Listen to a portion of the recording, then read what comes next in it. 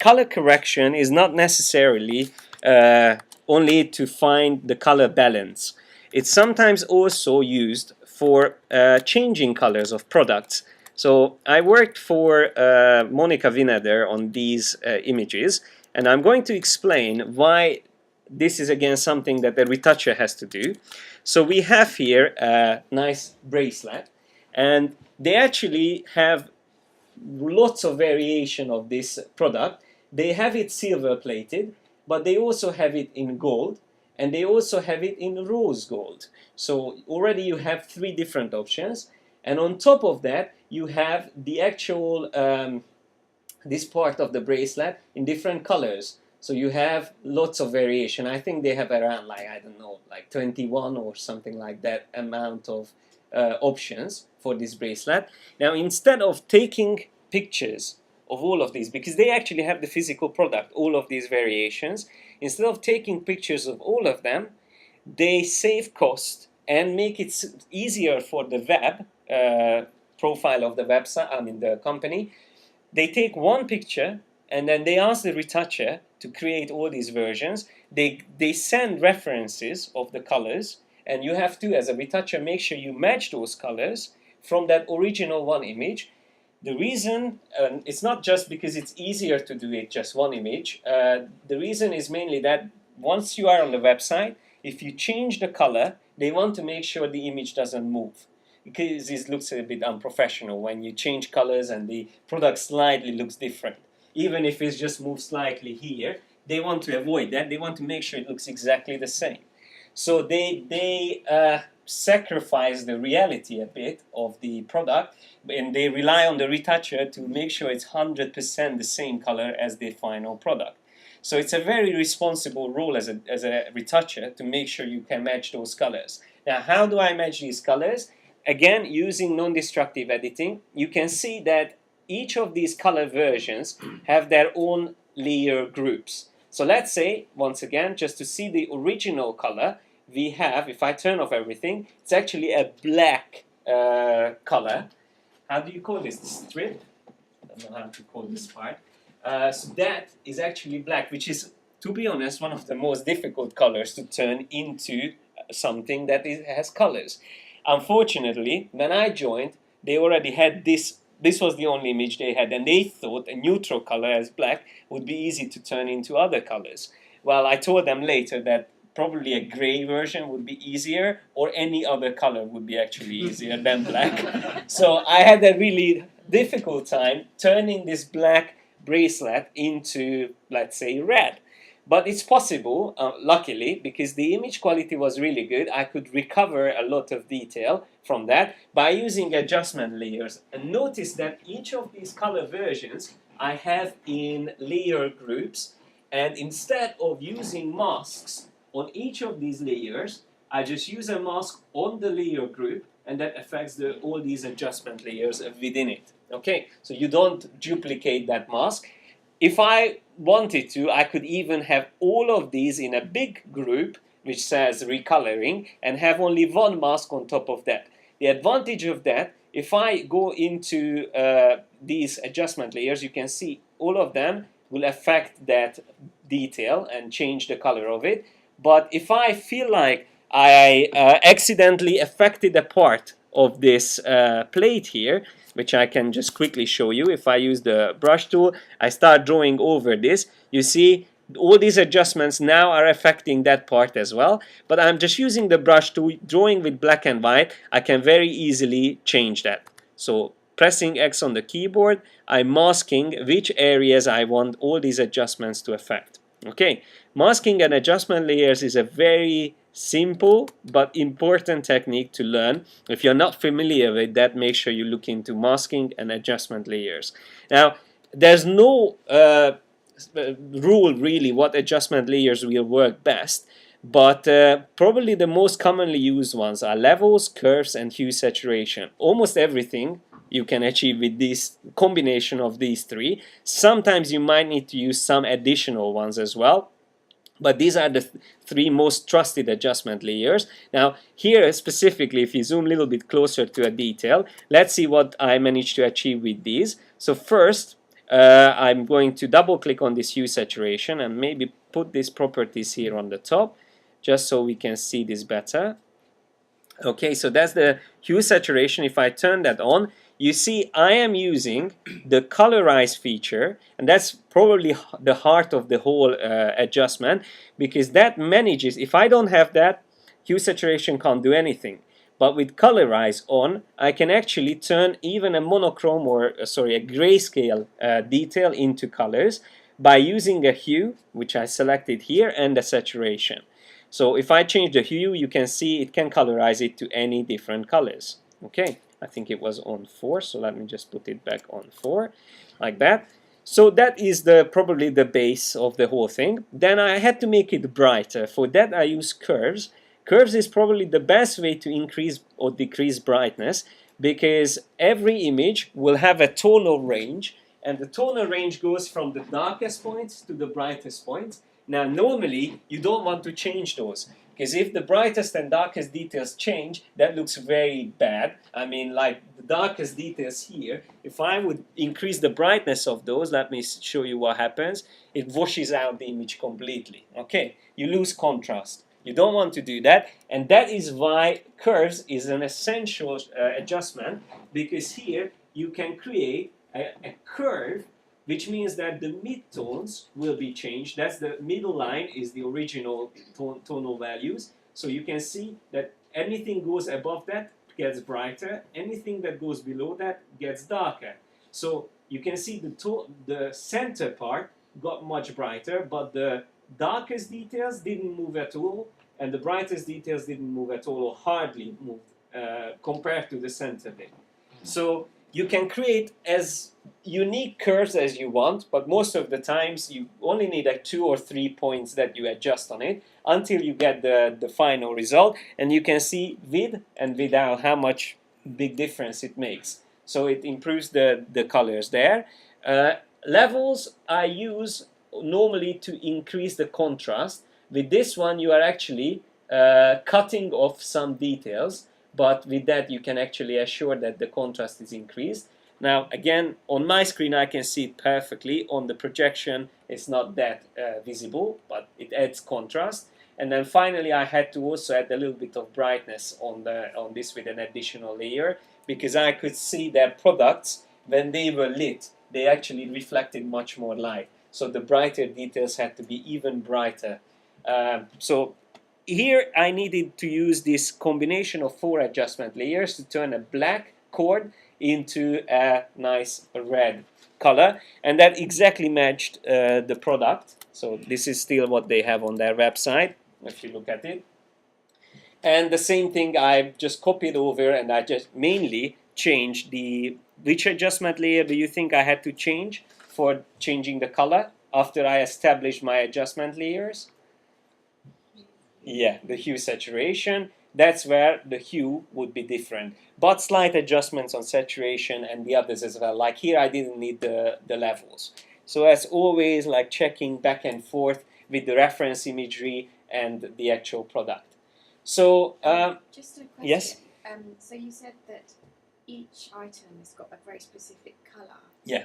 And then they gave you the references for that colour. Yeah. So how did you translate that into the hue when you're colorizing it? Just by eye. Was it just by eye, or can you change it wasn't printed image, it was also a digital image that I got from as a reference, and they said they rely on that image as a color. Again, we can say, or maybe on my screen that will look different, but the most important thing is to match to the reference they give you.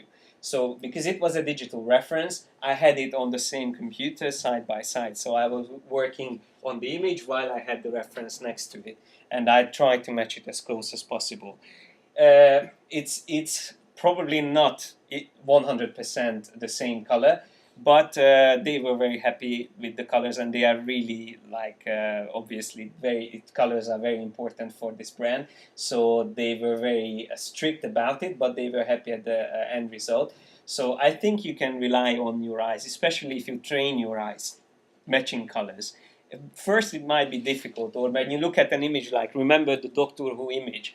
I remember when I started retouching, when I looked at an image, I thought, oh, it actually looks fine, the colors. And then I started playing with it and I realized, oh, it was really blue or it was really red. Now I realize the more you do it, your eyes will get used to this, and you will have points that you look at, like the skin. It always gives it away. You can rely on your eyes to, like, if you have skin in an image, that is always easy to spot if there's any color issues with that image. Now, that color correction is a huge topic, and I could talk about it all day. But let me switch to another example. Just a quick question before you move on. For the different metal variants, did you just do the same, just change the mask? The same process? It's the same process, exactly. I can show you just quickly that. So if I go down there, you can see the original metal is gold. And then to turn it silver, that's a very simple one. Hue saturation, and you just reduce the saturation down to -100. That's actually a very easy thing to do, to turn gold into silver.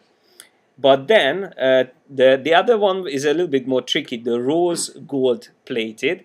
That one you can see. Actually, that was also just hue saturation, but to find that hue and saturation, I had to really match the reference several times until I got it right. Again, that's also just one adjustment. It's a little bit more pinkish version of the gold, which is quite nice. I quite like that color. So yeah, the same thing, and I'm using another mask. By the way, if you want to check your masks, how they look, you can always alt-click on them, and you can see that I'm not even 100% tidy on this one. It doesn't have to be tidy. If it does the job, it's fine. Okay, alt-clicking on the mask, you can always see how the mask actually looks like. White shows black eyes. That's always how it works. So wherever you see white on the mask, that's where it's in effect. Black when it's hidden or it's not in effect. Okay. So, can I ask really quickly, when you do the mask, that I know you may be posting on the question, what's the easiest way you find to do it? Because I find there's been so many changes and I've like done it different ways over the years, and I'm just trying to find out what's the easiest way you do it. So in general, how do I do masking? That's the question. That's the next example, actually. I'm going to go in more detail. So next one I would like to talk about is extract things from their background, where masking comes hardly into play. Now, you can see again another Doctor Who character. I actually don't watch Doctor Who. I've never seen one episode. Shame on me. But you can see that again, the original image and the final version. Now, I worked as a designer in a company for licensing industry, which is always about movies, games, toys, all kinds of things like that. And licensing design means that you actually create a guide in which you use images that the company provides you, and then you spice it up and create cool graphics from it that can be used on posters and the products as well, which can easily be placed on like t-shirts and stuff. If you want to check out a company, my friends are working, they started this company 2 years ago. I used to work together with them. It's a Fractal with F. It's a very cool company, Fractal Creative or something like that. I'm sure you will be able to find them. They are the ones actually I working on Doctor Who together with them. So I do the retouching for them, and then they turn these into really cool designs, what you will see all over the place wherever these images are used. So for them, obviously, not just color correction is important, but to separate the image from its original background. So although it's a white background, it's still a tricky job to do nicely. Okay, so it's a very nicely isolated white background. That's the image they provided me. Unfortunately, not a raw file in this case. But you can see when I open up the PSD file, you will see here what I have to provide my friends to continue working on is an image which has transparent background. So if I zoom closer, you can see the hair has to be really nicely retouched as well, and not just the hair, even like very minor details like here, the umbrella. Now, these are obviously not easy to do. I mean, it has to be really closely checked and even transparent details like the I don't know how it's called on the umbrella has to be made sure that whatever they put behind it, whatever color they use, it will look good. So there's always tests when I create different colors. Let's say I replace this with a different color. I'm just going to use color and replace it with red, and then I check how it looks on red. So make sure that there's no colors on the edge that will look odd or strange. Again, the hair is always very important. Now, the technique that I came up with and that I've been using all the time now is a combination of two techniques. You can see I have lots of layers here, and mainly the most important bit of my layer structure is how I do the separation of the body and the hair. Hair is always a tricky one, and I actually use both pixel mask and vector mask for my editing. So to make it simple, whenever you look at an image, you will always have sharp edges or hard edges, as they better refer to, and soft edges. Soft edges would be hair, fur, grass, anything that's very fine detailed. And then you have the hard edges like clothes, skin, and things like the umbrella products. So again, there's obviously overlap, but I guess you get the point. So soft edges and hard edges should be dealt separately when you're doing masking. Hard edges, I found the best technique to do it is unfortunately a little bit time consuming, but it's still the best way to do it, is using the pen tool and creating a curve. And save that curve or path as a vector mask. So let me show you that. On this image, if I turn off everything, I'm just going to turn off all my layers, you can see that the whole body, apart from the hair, is masked out using a vector mask, which you can see here. If I use my selection tool, you can see that that path is going all along the edge, and that's how it's selected. Now this is manually placed anchor points. So some people would say that the pen tool is not necessary for Photoshop users. I would say if you want to get into retouching, it's a very essential tool, very important, because especially if you do product retouching, but even for like if you have to extract people from their background, I would say it's almost the most important tool. So pen tool is always going to be important to create very precise selections, because you can see the advantage of saving a vector mask that you created with the pen tool is that you can still move these points around. So if I use my direct selection tool, I can select any of these points and I can still move them around. Okay, any of these points can be moved around. Now, one of the techniques I came up with when I started doing things like this with the vector mask is that if I feel like there's maybe not too close, something like that, I made a selection and I zoom closer and I can still see a bit of the original white background. Instead of going in and changing things one by one, I just simply make a big selection with the white arrow tool, the direct selection tool, and then I use the arrow keys on the keyboard to shift them around. You see what I do there? And it's actually not a problem if you sacrifice 1 or 2 pixels of the edge. Just make sure that there's no white showing up. And because you already created the shape, it will look fine. So even if you go a little bit further, I say eat into the image itself, it's fine because it's a very high resolution image. A couple of pixels on the edge shouldn't be a problem. And you can see once you have that edge, it's very easy to move it around and slightly adjust it to make sure it perfectly matches. Now, of course, there's another way to deal with edge details. So let me just show you maybe another area. Let's say I have something here where I can see a little bit of white showing up, and let's say I have to make sure that this is actually not extracted, but it is part of the edge. You can also use an a separate layer, which usually I rename this layer to edge detail. And you can see this layer is already clipped onto the layer below it, the body layer. So edge detail is clipped onto it. How can you clip?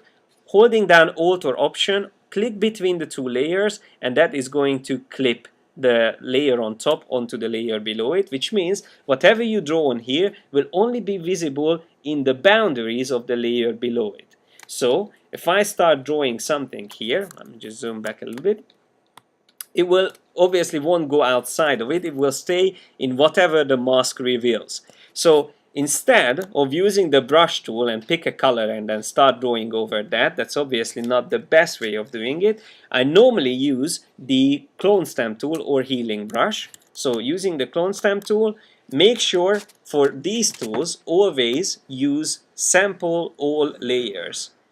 If you use separate layers, so that's an empty layer, I won't be able to use current layer because there's nothing to sample from. I have to use all layers, so it samples from the layer below, but adds the retouching on the layer on top. So if I now alt-click here, sample, and start drawing, you can see I can actually create the illusion of a perfect edge detail by just simply retouching from the skin, and I extended that detail. Okay, so there's another technique. If I turn it on and off, you can see there was the white bit. Now it looks like perfect edge. Okay, so it's a cheat again. As a retoucher, you have to keep on cheating, find ways how to cheat. Probably the best example of cheating is when you have to work with hair. I actually draw hair most of the time. So if the hair detail on the edges when I do the extraction is not good enough, I actually go in and draw one by one hair detail to make it look like it has that additional detail. I think I have an example for that from Tony and Guy. Let me just find that example here. I'm not 100% sure on this one. Actually, we have it on this one as well. But I don't want to jump ahead because I want to show you the hair on this Doctor Who image as well. So I will come back to this one. There's a lot of things here I had to change.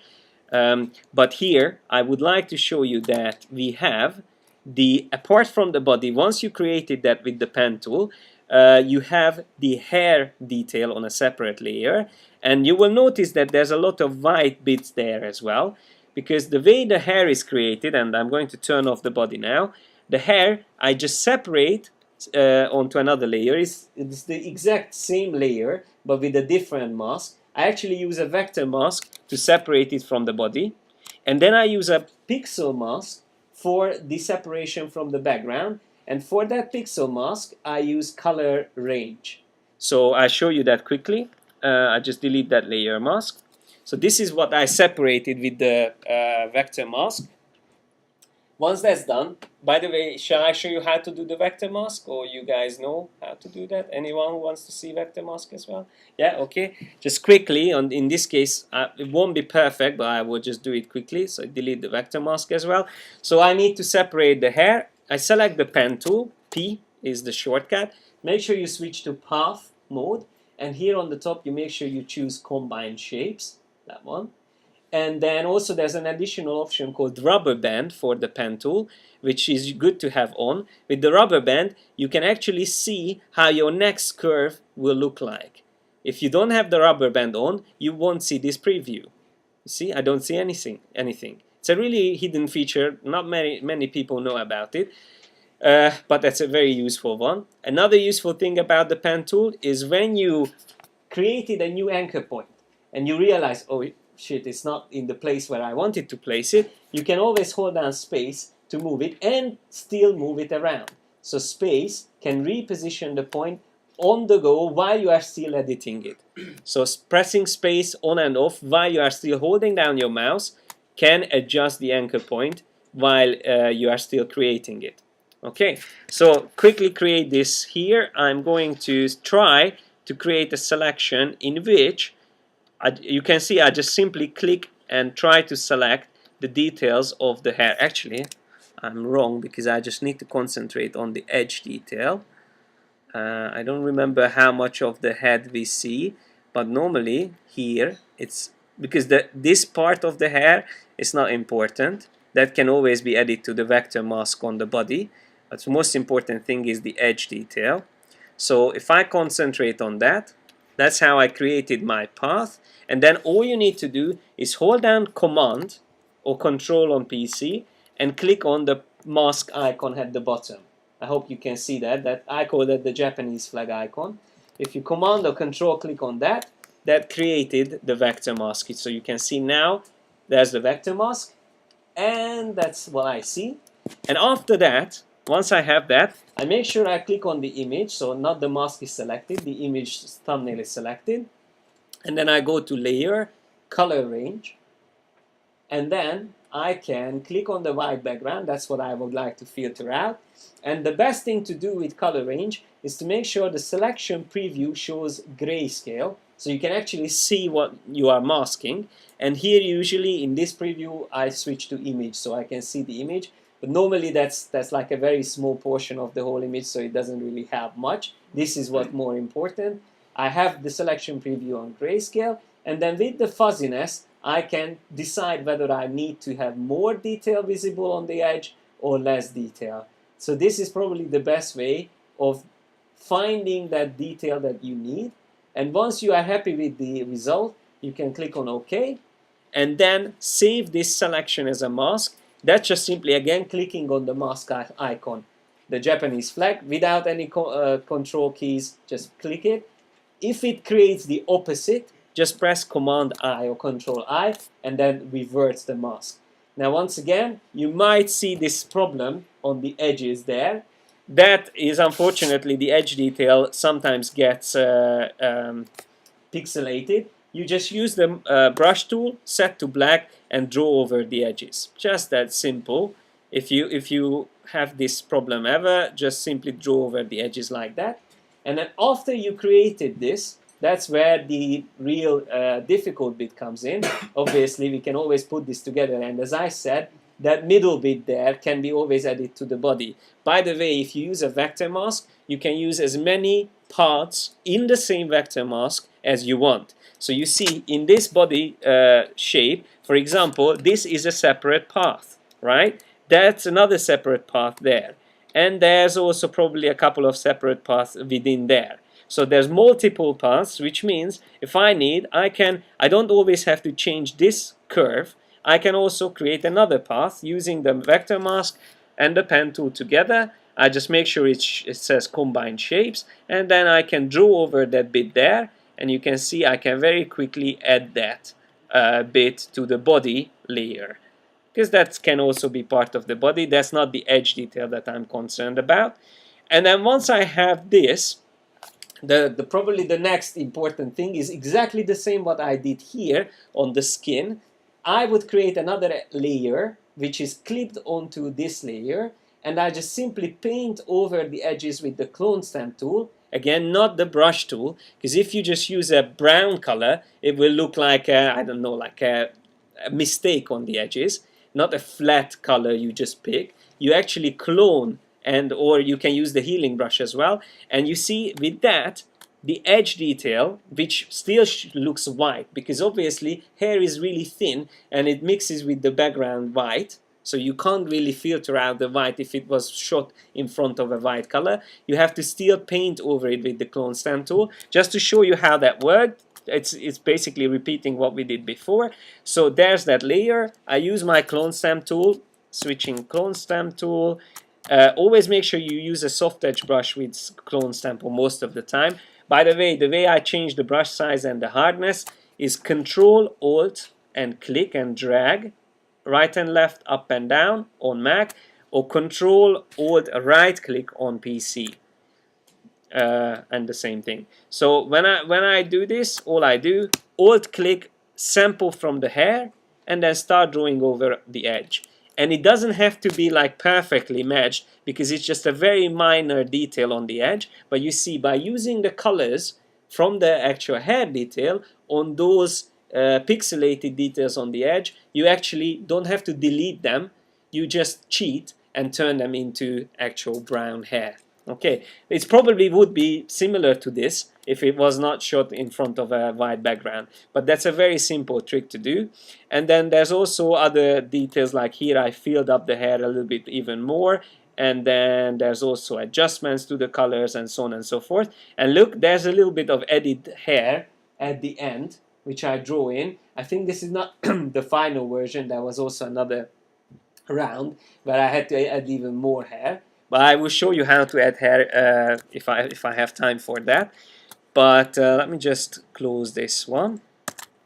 Okay, and do you have any questions about this? Yes? In that situation, if you didn't have a white background, if you had to extract it from a cast shot, Yeah. how would you make that initial selection? Because you wouldn't have been able to select white to be able to create the contrast, to create the mask. So if you have some people in the background or some pattern or something like that, well, in that case, you would have to rely more on brushing in detail, because you would have to probably separate it with a more easier tool, like, let's say, quick selection tool, which would give you a much rougher detail, and then you would have to work much more on like faking the detail of the hair.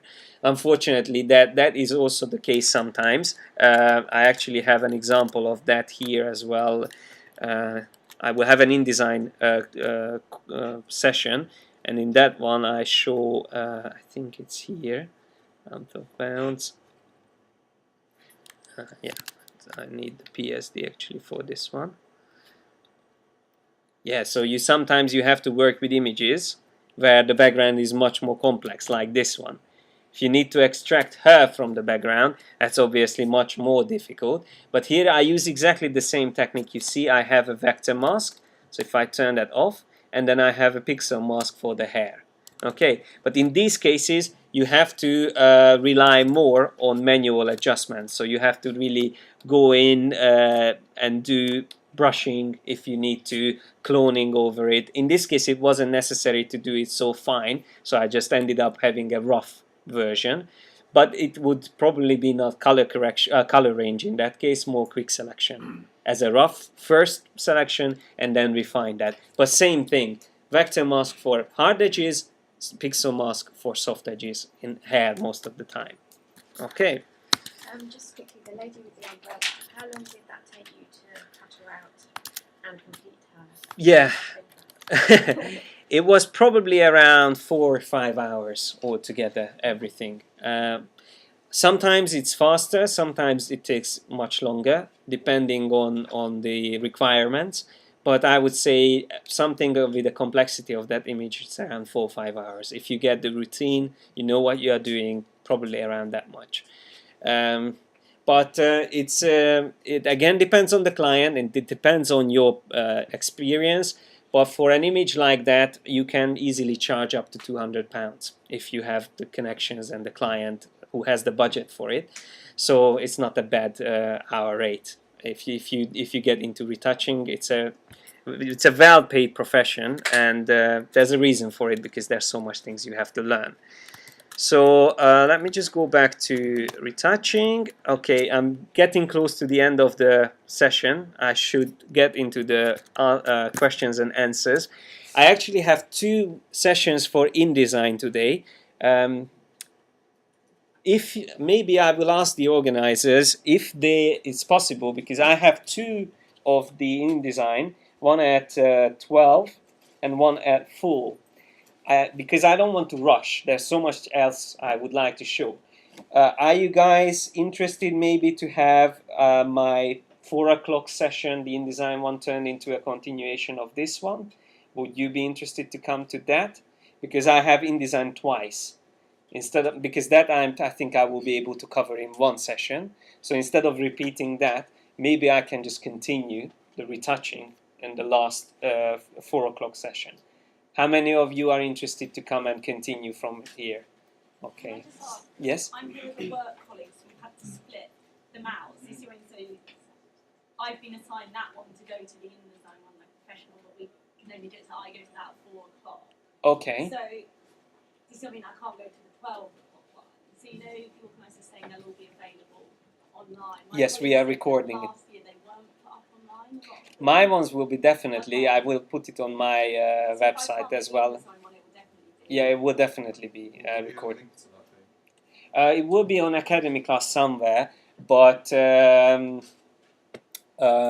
if you don't find it there, it should be also available through my website. I shouldn't promote myself, so if you just look more Martin Perhiniak, you will find it. It will be on my blog as well. It's the same thing that is going for Academy Class.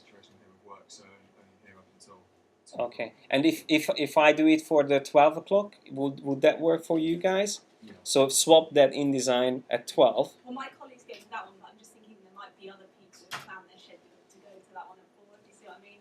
Okay. I don't know, like, whatever, but I'm just thinking. Okay. Well, it will be difficult to do it anyway, but because I have so many other examples. Yes. Yes. I guess we just have to probably use that 4 o'clock in the afternoon for continuing it, and then for you, if you can't attend it, it will definitely be recorded, so you will be able to check it out.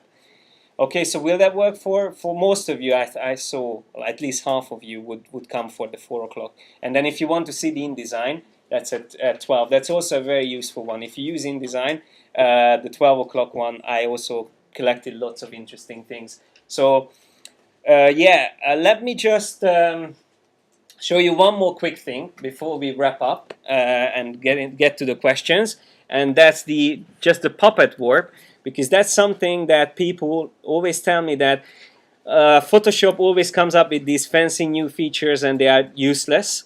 And then I always say, yes, it might be useless if you're not creative enough to come up with ways of using it. Like puppet warp is typically one of those features most people think is just a gimmick. You might remember it came out with, I think, CS4 or CS5, something like that. And they always use the elephant with the trunk and they move the trunk around. Why would you ever need to do that? I think they had another example as well, again, another stupid one. But to be honest, I find this a very useful adjustment. Again, another jewelry example here. Whenever they shoot this jewelry, there's a person who is in charge to make sure the shape is perfect of a necklace or a bracelet, anything like that. But they still manage to mess it up sometimes. And there's something where you still need to do some adjustments. Now, if you use liquify on this, it will smudge the details slightly. So you can't really use liquify on that. This is where the puppet warp can help. So there's the image itself. Let me just find that chain. Okay, there's the chain. By the way, it's two separate images. Don't ask why. They had to replace the chain, use a different image of the chain. I don't even want to go into that now, but let me just go to the edit menu and show you puppet warp. Puppet warp is actually creating a mesh, and it's a very, very smart thing. So don't underestimate these gimmicky features in Photoshop. It creates a mesh and almost treats the object as a 3D object, because you can create the points on it. They are called pinpoints, the areas which you need to move around. Okay, so for example, if I want to adjust this detail, I would put a lot of points there, and then I would also put a couple of points on the areas which I want to hold in place to make sure that these details are not moving around. Okay, so they are just there to keep them in place. And then I can, of course, always turn off the show mesh option. I don't really need to see the mesh. And then what I can do is now, moving these points around, I can adjust the chain perfectly without smudging any detail on it. Okay, so you can, it almost feels like going back and just improving that chain as if you were there on the photo shoot itself. So you can see a slight adjustment, but it's a very quick and easy way to fix things. And it's not just for chains. I use this for so many different things. You can even use it, and I might have time for this at the end of the day. You can even use it if you need to replace faces.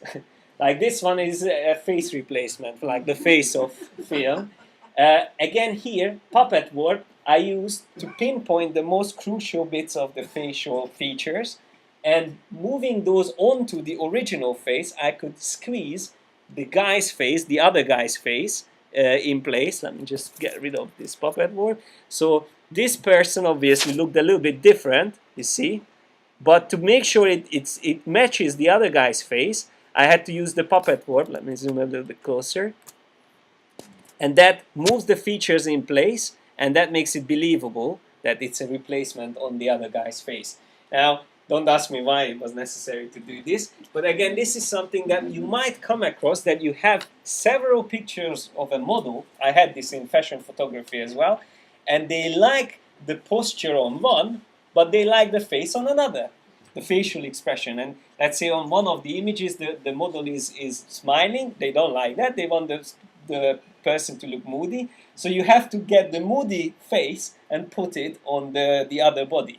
It's possible you are asked to do things like that. So for that, I would use Puppet Warp, and it's a brilliant feature for that. So again, if you want to find out more about this and all the other stuff, hopefully we can continue from here at the end of the day around 4 o'clock.